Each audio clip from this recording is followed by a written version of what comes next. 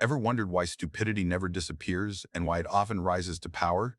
Schopenhauer explains that stupid people aren't mistakes. They are essential to how society functions. Stupid people have existed in every era, every civilization, every culture. You encounter them at work, within your family, in positions of power, on your screen, and at some point you've asked yourself why.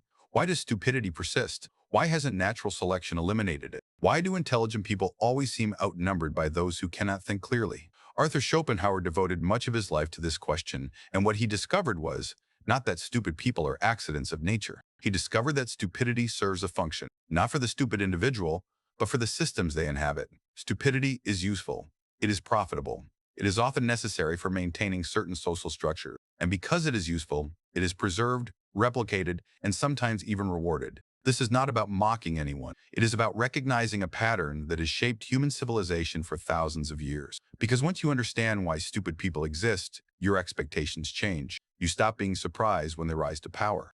You stop expecting them to learn from failure. You stop hoping they will suddenly become reasonable because you understand that they exist for reasons, and those reasons are not disappearing. Today, I will show you 7 evolutionary and social mechanisms that explain why stupid people exist and why they always will. Not to make you cynical, but to help you see reality clearly. This is why stupid people exist and why they are not going anywhere. Let us begin. Here is the first reason stupid people exist. Thinking is expensive, biologically expensive. Despite being only 2% of your body weight, your brain consumes roughly 20% of your body's energy, and most of that energy is spent on higher cognitive functions, abstract reasoning, critical analysis, pattern recognition. Schopenhauer understood this intuitively. He observed that most people avoid thinking whenever possible because thinking is work. It is easier to absorb what you are told, repeat what everyone else believes, and follow the behavior of the group.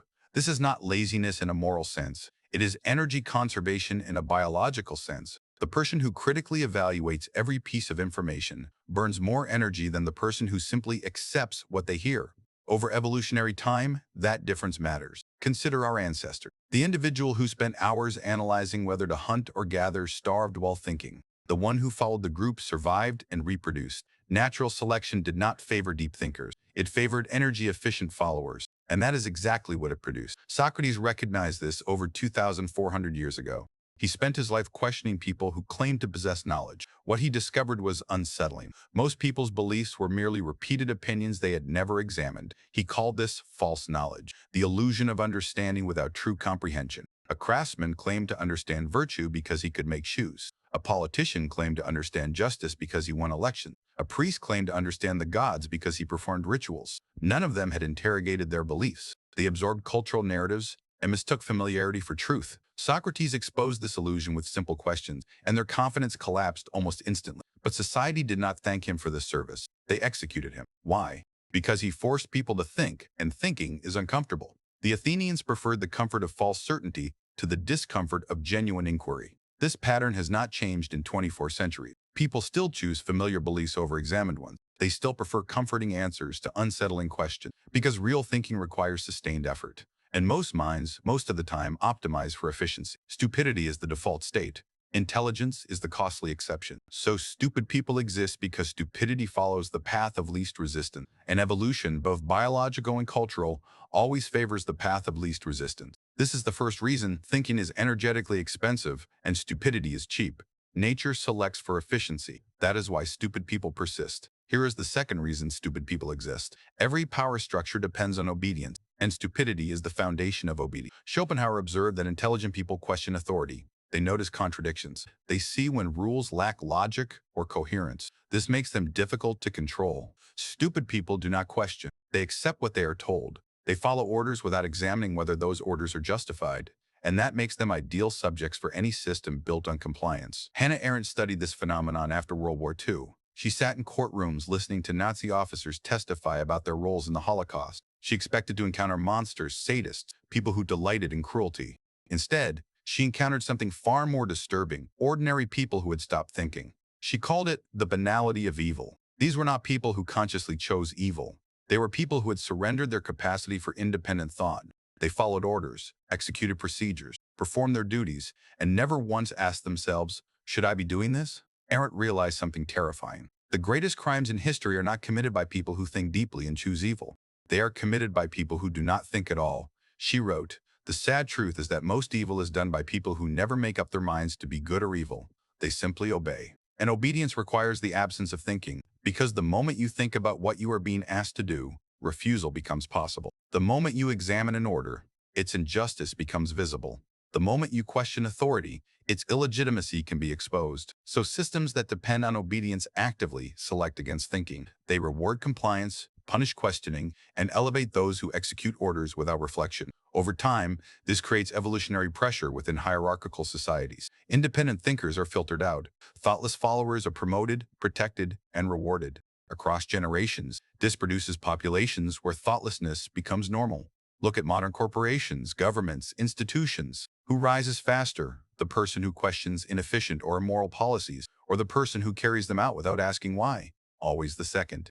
Because systems do not need thinkers. They need executors. And the best executors are those who never develop the habit of examining what they execute. Arendt's insight was devastating. You do not need evil people to commit atrocities. You only need obedient people who do not think. And in practice, thoughtlessness is indistinguishable from stupidity. This is the second reason stupid people exist. Power structures require obedience. Obedience requires not thinking, and so stupidity is systematically selected for in hierarchical societies. Here is the third reason stupid people exist. Groups require conformity to survive, and stupidity produces conformity more efficiently than intelligence ever could. Schopenhauer observed, "We forfeit 3/4 of ourselves in order to be like other people." He understood that belonging demands the surrender of individual thought because individual thought produces disagreement, and disagreement threatens group cohesion. Stupid people do not face this tension. They conform effortlessly. They absorb group beliefs without examining them. This makes them socially valuable. Nietzsche expanded on this with his concept of herd mentality. Most people, he observed, do not think. They graze. Like sheep in a field, they follow whoever's in front of them. They move where the group moves. They believe what the group believes. And the group rewards this behavior. Conformity creates predictability. Predictability creates safety. Safety creates social harmony. The individual who questions group beliefs is dangerous, not because they are wrong, but because they introduce uncertainty. And uncertainty makes the herd anxious. So the herd punishes questioners, labels them difficult, isolates them, strips them of social rewards. Meanwhile, the conformist, the person who never questions, never deviates, never thinks independently, is rewarded. They are seen as loyal, trustworthy, one of us. Nietzsche called this the morality of the herd, where being like everyone else becomes the highest virtue. And what does this morality select for? Mediocrity, because excellence requires deviation, innovation requires questioning, progress requires challenging accepted beliefs. But the herd wants none of this. The herd wants stability. And stupidity provides perfect stability, because stupid people do not generate original thoughts that might disrupt consensus. Think about the social groups you have belonged to. What happens when someone questions shared assumptions? They are shut down, told to stop overthinking, accused of being difficult. The group does not want examination. It wants agreement. And the person most capable of providing automatic agreement is the person who never thinks independently, the stupid person. Gustave Le Bon demonstrated this in his work on crowd psychology. He observed that when individuals form groups, their collective intelligence drops below the average intelligence of its members. Why? Because groups suppress individual reasoning and reward emotional conformity. In a crowd, the person who says, "Wait, let's think about this," is ignored or trampled.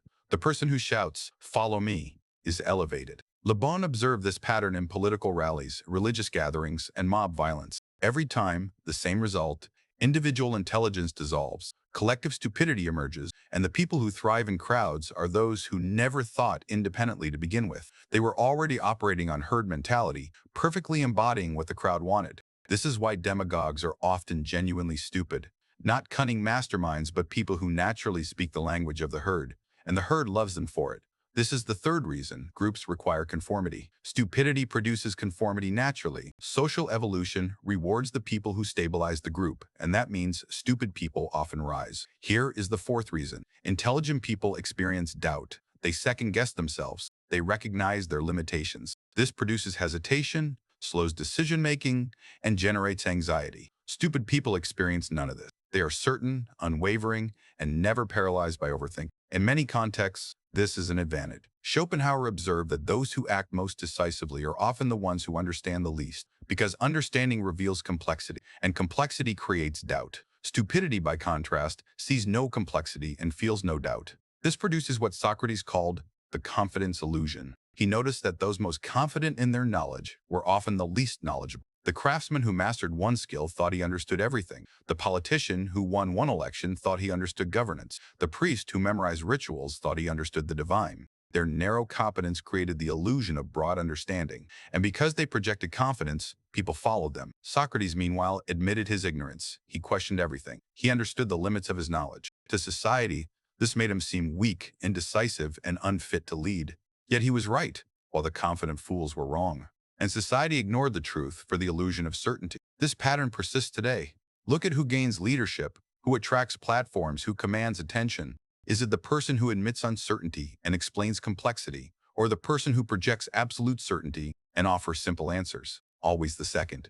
Because doubt, even justified doubt, looks like weakness, while confidence, even unjustified confidence, looks like strength. Humans are wired to follow perceived strength. Stupid people, unburdened by self-doubt, rise to influence, not because they are better leaders, but because they are more confident. Their confidence comes from ignorance. This is the Dunning-Kruger effect at work. The incompetent overestimate their abilities because they lack the competence to recognize their incompetence, and that overestimation propels them forward. Meanwhile, the competent underestimate themselves, weighed down by awareness of all they do not know, and that humility is mistaken for weakness. So the stupid advance while the intelligent hesitate. This is the fourth reason. Stupidity produces confidence by eliminating doubt. Society rewards confidence. Stupid people are elevated systematically. Here is the fifth reason stupid people exist. Every power structure needs subjects it can control, and stupid people are the easiest to manipulate. Schopenhauer observed that intelligent people resist manipulation. They see propaganda for what it is. They notice logical fallacies.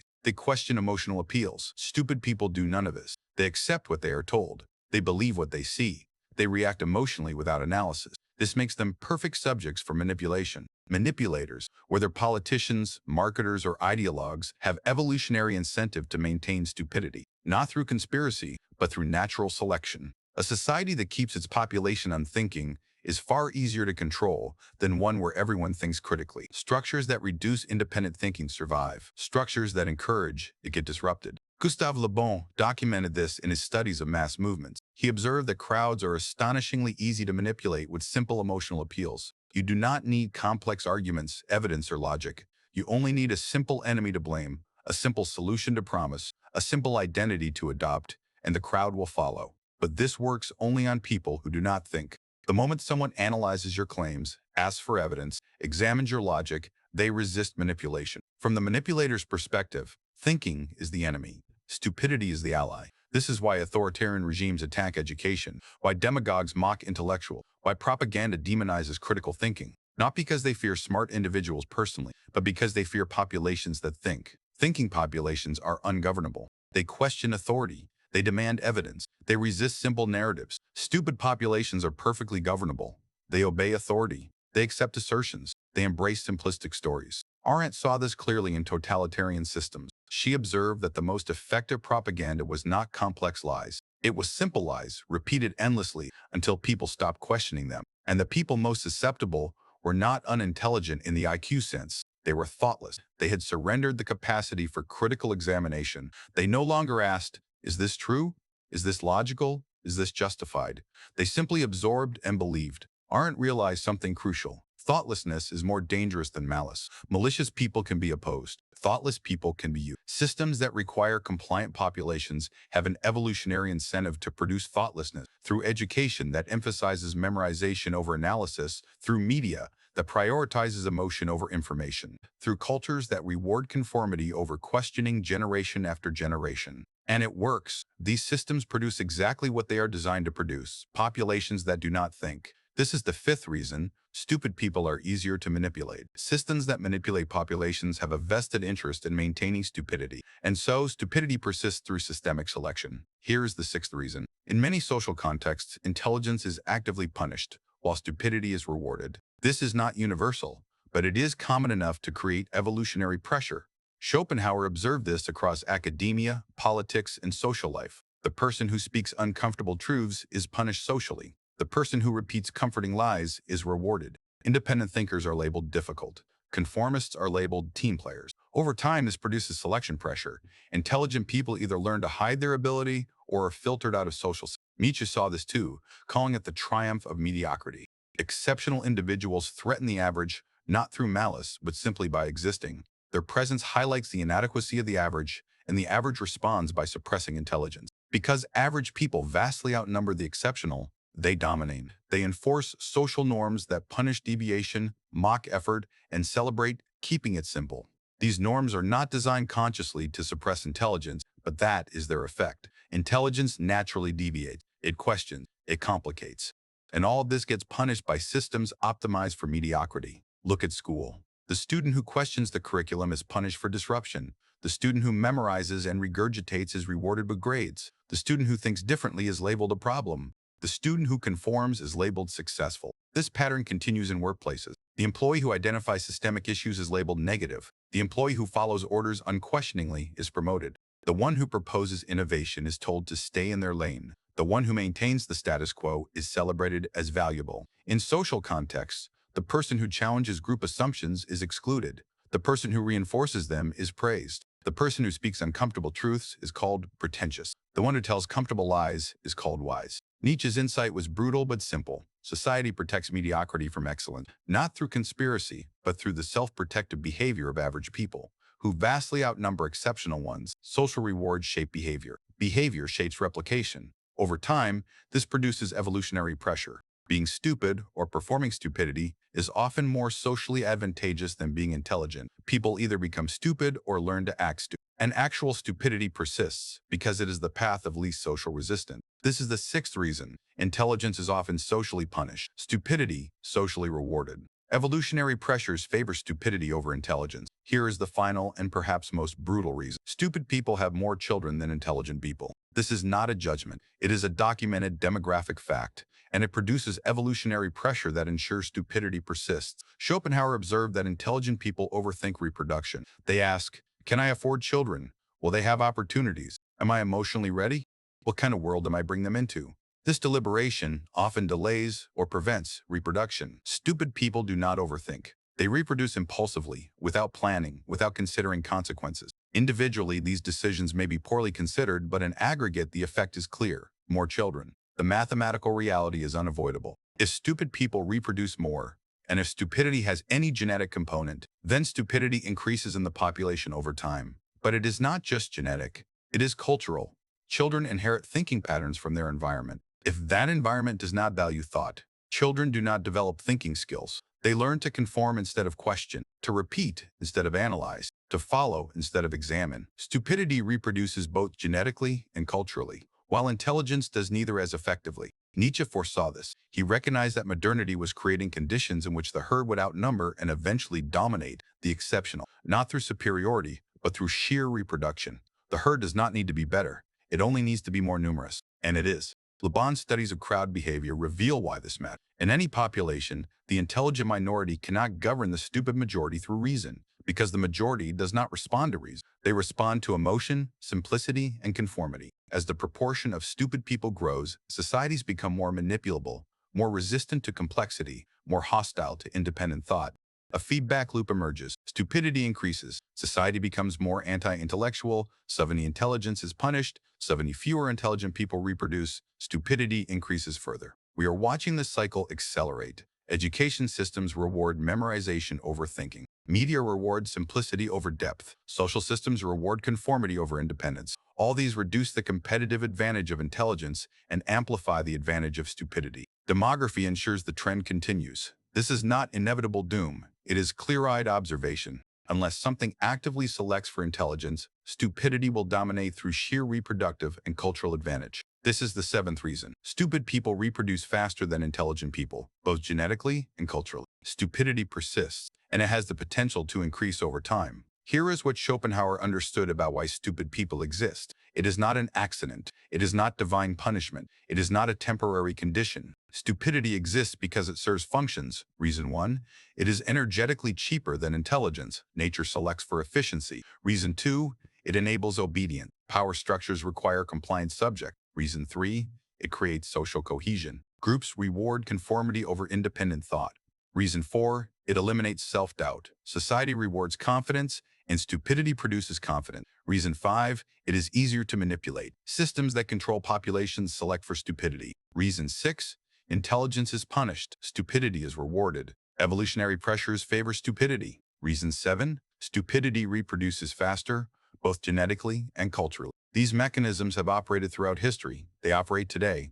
They will continue to operate. Socrates saw it in Athens. He tried to expose false knowledge. They killed him for it. Nietzsche saw it in modernity and predicted the triumph of the herd. He was right.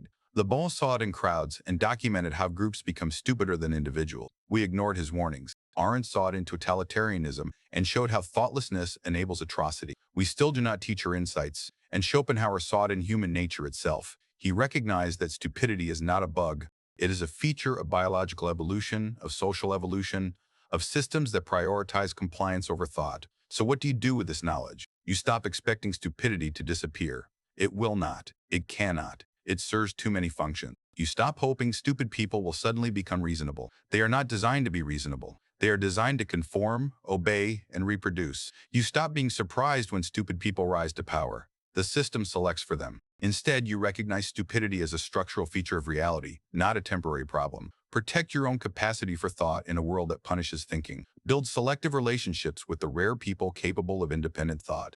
Accept that you will always be surrounded by stupidity and plan accordingly. This is not pessimism, it is realism. Schopenhauer was not saying give up. He was saying see clearly. Stupidity exists. It persists. It dominates. Not because humans are hopeless, but because evolutionary and social pressures select for it. And those pressures are not going away. Your job is not to eliminate stupidity. That is impossible. Your job is to resist it yourself. To keep thinking in a world that rewards not thinking. To maintain independence in a world that rewards conformity. To value truth in a world that rewards comfortable lies. This is hard, perhaps the hardest thing, but it is the only thing worth doing. Stupidity exists, and it will always exist, but you do not have to be part of it.